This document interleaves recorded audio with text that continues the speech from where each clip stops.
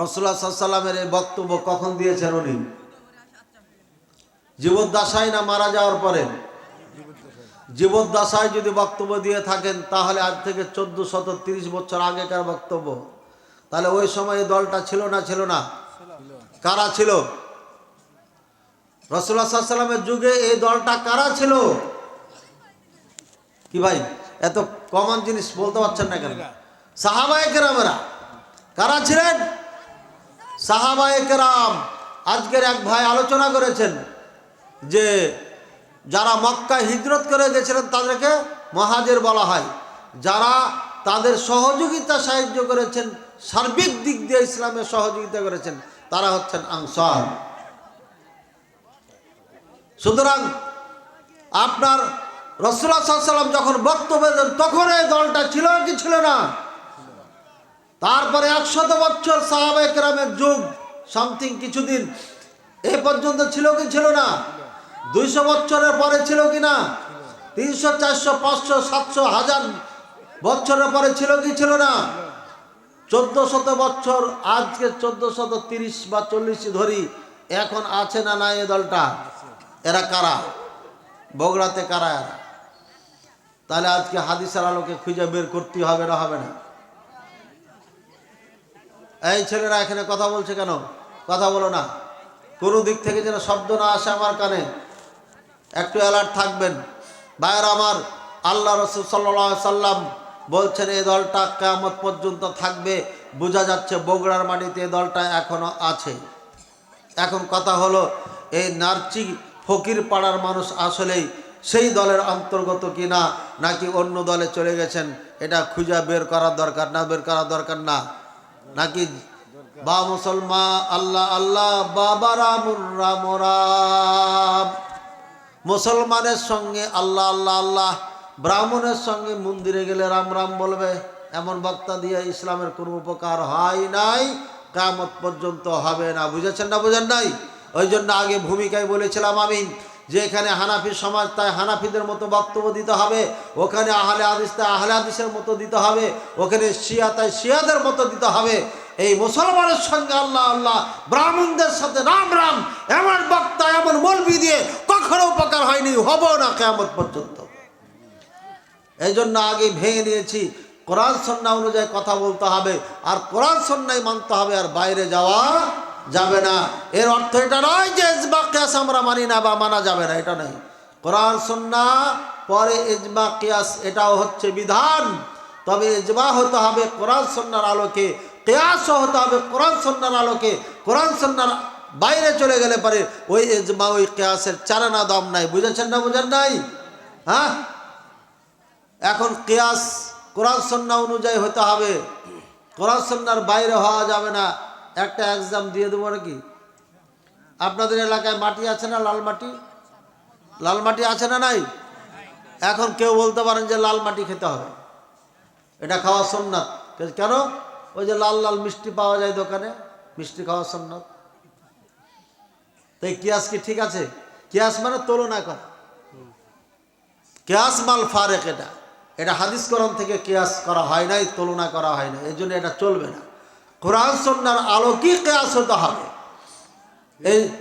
এর বাইরে গেলেও চলবে না। এই জন্য আমরা বক্তারা বলেন, আলেম ওলামা যারা রয়েছেন, হানাফি বলেন, আহলে হাদিস বলেন, সদা সর্বদাই তারা সব সময় বলে কোরআন এবং সুন্নাহ।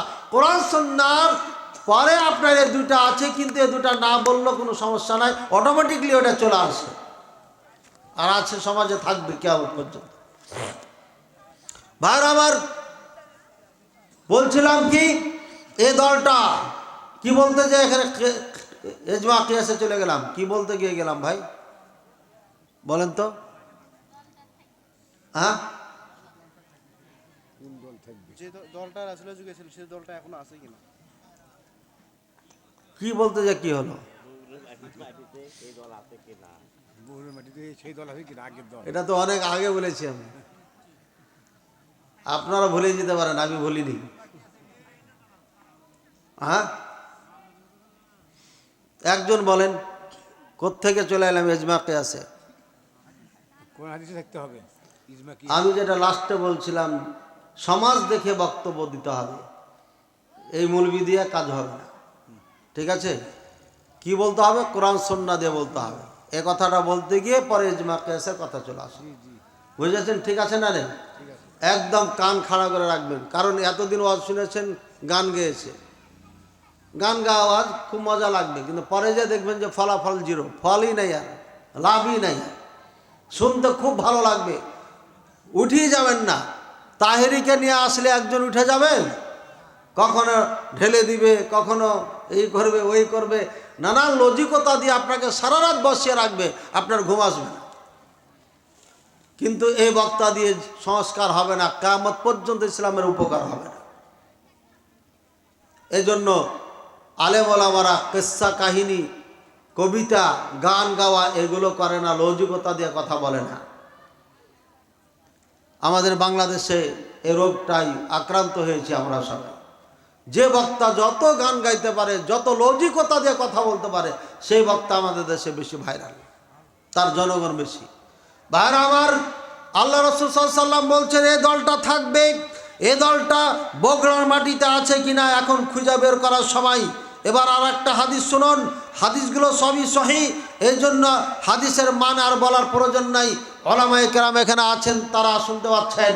আল্লাহ রাসূল সাল্লাল্লাহু আলাইহি ওয়াসাল্লাম বলেন, ইফতারাকাতিল ইয়াহুদ আলা 71 ফিরকা, ইহুদিরা 71 দলে বিভক্ত হয়েছিল।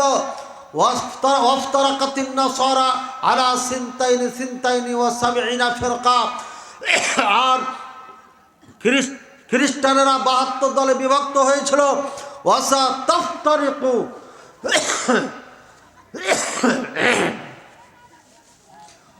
তাফতারিকু উম্মতি আলা 73 ফিরকা, আর অতি শীঘ্রই আমার উম্মত 73 দলে বিভক্ত হবে। কত দলে বিভক্ত হবে? এই পর্দার বাইরে কে যেন কথা বলছে, বাচ্চা টাচ্চা নাকি? এখান থেকে সরাই দেন, চলে যাক রাস্তার দিকে, আশপাশে যেন কেউ কথা না বলে। যারা কর্তৃপক্ষ আছেন একটু অ্যালার্ট থাকেন। এটা আমার একটু দোষ, ওদিকে হইচই হবে, এদিকে মাহফিল চলবে, এমনটি আমরা হইতে দিই না, আর এভাবে মাহফিলও করি না। আমাদের মাহফিল একমাত্র রাসূলুল্লাহ সাল্লাল্লাহু আলাইহি ওয়াসাল্লামের মাহফিল যেমন ছিল তেমন হতে হবে। সাহাবায়ে কেরামের মাথায় এসে পাখি বসে যেত, সাহাবায়ে কেরাম বুঝতে পারত না পাখি বসে আছে, আর বুঝতে পারলে অনুভব করলো, তারা ওইদিকে খেয়াল না করে, কর্ণপাত না করে রাসূলুল্লাহ সাল্লাল্লাহু আলাইহি ওয়াসাল্লামের কথা শুনতেন।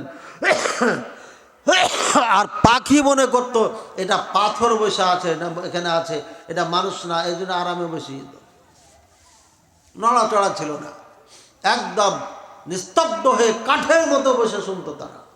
এজন্য একা বাচ্চা আমাদের মাহফিলে চলে না, একটু সাবধান থাকবেন ভাইয়ের আমার। আল্লাহ রাসূল সাল্লাল্লাহু আলাইহি ওয়াসাল্লাম বলেন, ইহুদিরা 71 দলে, খ্রিস্টানেরা 72 দলে, আমার উম্মত 73 দলে বিভক্ত হবে। ওয়াসা তাফতারিকু উম্মতি আলা 73 ফিরকা, অতি শীঘ্রই আমার উম্মত 73 দলে বিভক্ত হবে। কুল্লুহা ফিন্নার, এরা সবাই জাহান্নামী, ইল্লা মিল্লাতান ওয়াহিদা, শুধুমাত্র একটা দল এরা জান্নাতে যাবে। বুঝেছেন? এবার আমি আগে দলের ব্যাখ্যা দিয়ে দিয়েছি। এ দলটা ছোট হতে পারে, বড় হতে পারে, 10 জন হতে পারে, 5 জন হতে পারে। আপনার এটা কোন থানা পড়ে? গাবতলী, সারাইকান্দি থানাতে হতে পারে 10 জন আছে, আর নাই, এটাই হতে পারে। এই 10 জনই, এই দলটা যে বড় হবে এটা নাই। ওয়াইন তুতি আকসারা মান ফিল আরদি ইযিল্লুকা আন সাবিলিল্লাহ, হে মুহাম্মদ সাল্লাল্লাহু আলাইহি ওয়াসাল্লাম, আপনি এই জমিনে বিচরণকারী অধিকাংশ মানুষের যদি আনুগত্য করেন, তাহলে আপনাকে সঠিক রাস্তার থেকে বিচ্ছিন্ন করে ফেলবে। এটা কোরআন বলছে। অর্থাৎ বোঝা যাচ্ছে অধিকাংশ মানুষই থাকবে গুমরাহ, পথভ্রষ্ট, এদের অনুকরণ করা যাবে না। এই জন্য গণতন্ত্র স্টাইলে ইলেকশন করে নেতা নিযুক্ত করা, নির্ধারণ করা ইসলাম সমর্থন করে না। এই জন্য এটা কুফরি মতবাদ। এই জন্য যে একজন মুচির ভোটের যা দাম, আমি 25 বছর লেখাপড়া করে আমারও সেই ভোটের একই দাম। আমার মতামতের সাথে মাঝে আর এক মুচির মতামতের মাঝে কোনো পার্থক্য নাই। বলবেন হুজুর আপনি নিজকে বড় মনে করছেন দিয়ে কথা বললেন না, মাননীয় প্রধানমন্ত্রীর কথাই বলি, ওনার জ্ঞান আর একজন রিক্সা চালক বা মুচির জ্ঞান কি সমান? আধা পাগল লোক ভোট দিতে পারবে কি পারবে না? পারবে কি পারবে না? আপনাদের এখানে সব থেকে যে কম বুঝে, হাবা কাবা সাদা সিধা মানুষ, কিচ্ছু বুঝে না, ভালো মন্দ বুঝে না, সব বউকে দিয়ে চালিয়ে দেয়, এমন লোক আছে না নাই? এই লোকটা ভোট দিলে পারে, এই ভোটটা যদি আপনার ভালো একজন নেতার বিপক্ষে চলে যায় তাহলে সে পাস করবে না যার কম হয়ে গেছে একটা ভোট সে পাস করবে? যার দিকে একটা ভোট বেশি হবে সেই পাস করবে, সেই নেতা হবে। তাহলে বোঝা গেল মাননীয় প্রধানমন্ত্রীর ভোটের যা দাম, একজন পাগলের ভোটের দাম তাই, একজন মুচি চামারের ভোটের দাম তাই। আমি এটা দিয়ে বুঝাইতে চাচ্ছি না যে তার দামই নাই। আল্লাহ পাক রব্বুল আলামিন প্রত্যেককে সৃষ্টি করেছেন আর প্রত্যেককে একটার উপরে একটাকে মর্যাদা দিয়েছেন। সৈয়দুল মুরসালিন খাতামুন নবীন, নবী মুহাম্মদুর রাসূলুল্লাহ সাল্লাল্লাহু আলাইহি ওয়াসাল্লাম, তিনিও নবী, অন্যরাও নবী, কিন্তু সকল নবীর সর্দার হচ্ছে মুহাম্মদুর রাসূলুল্লাহ সাল্লাল্লাহু আলাইহি ওয়াসাল্লাম। রাসূলুল্লাহ সাল্লাল্লাহু আলাইহি ওয়াসাল্লামকে সর্দার বানানোর জন্য নবীদের ভোট লাগে নাই, আল্লাহ সর্দার বানিয়ে দিয়েছেন। ভাইয়ারা আমার, এই জন্য এই সিস্টেমে যেটা আপনার নেতা নিযুক্ত করা হয় এটা ইসলাম সমর্থন করে না। আমার কথা বললাম না, আমি কার কথা বললাম? ইসলামের কথা বলেছি। আমি এ কথা বলি নাই যে আমি গণতন্ত্রকে মানি না। ভাই, মানলে বাধ্য হয়ে মানি, মন দিয়ে মানি না। কথা বুঝেছেন? আর কত স্পষ্ট করে কমু, যতদিন এভাবে নেতা নিযুক্ত হবে ততদিন মারামারি কাদা ছেঁড়াছেড়ি থাকবে। বিএনপি আওয়ামী লীগ খালি ঘোষাঘুষি করতেই থাকবেন আপনারা। হচ্ছে না, হয় নাই?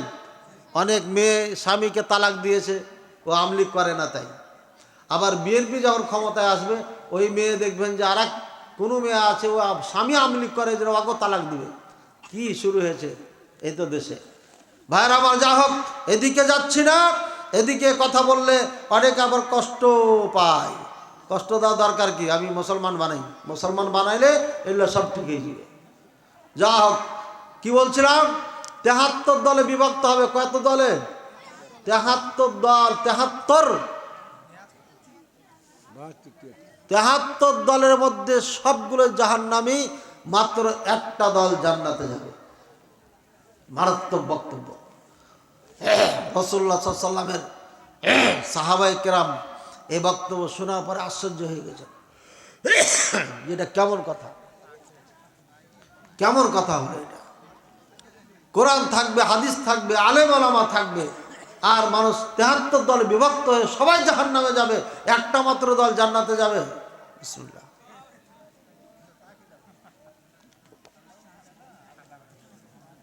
আশ্চর্য কিনা ভাই? আশ্চর্য না কিনা? আশ্চর্য হওয়ারই কথা। এখানে যদি আমি বলি এখানে আপনারা যারা আছেন মাত্র ৫ জন বাদ দিয়ে সবাই জাহান্নামী, নাউযুবিল্লাহ, আশ্চর্য হবেন না? হবেন না? সাহাবায়ে কেরাম ওই সময় তো এই ঝামেলাই ছিল না, সুতরাং তারা এটা শোনার পরে আশ্চর্য হয়েছে, ভয়ে ভীত হয়ে গেছে, সন্ত্রস্ত হয়েছে। এবার বলে উঠলো, ইয়া রাসূলুল্লাহ সাল্লাল্লাহু আলাইহি ওয়াসাল্লাম, ইয়া রাসূলুল্লাহ সাল্লাল্লাহু আলাইহি ওয়াসাল্লাম, ওই জান্নাতি দল এটা কোনটা, এদের বৈশিষ্ট্য কি?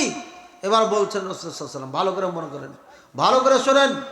কাল মান আলাইহি ওয়া আসহাবি, অন্য বর্ণনা আছে আলিয়াম মানা আলাইহিল ইয়াম ওয়া আসহাবি, আজকের দিনে আমি যেই দলের ওপর আছি, যেই নিয়মের ওপরে আছি, যে রাস্তার ওপরে আছি, যেই নীতির ওপরে আছি, যেই থিওরির ওপরে আছি, যেই সিস্টেমের ওপরে আছি, সাহাবায়ে কেরাম তোমরা যেই নিয়ম নীতি সিস্টেমে যেই পথে আছো, এই পথে যারা থাকবে তারাই জান্নাতি, বাকি সবাই জাহান্নামে চলে যাবে।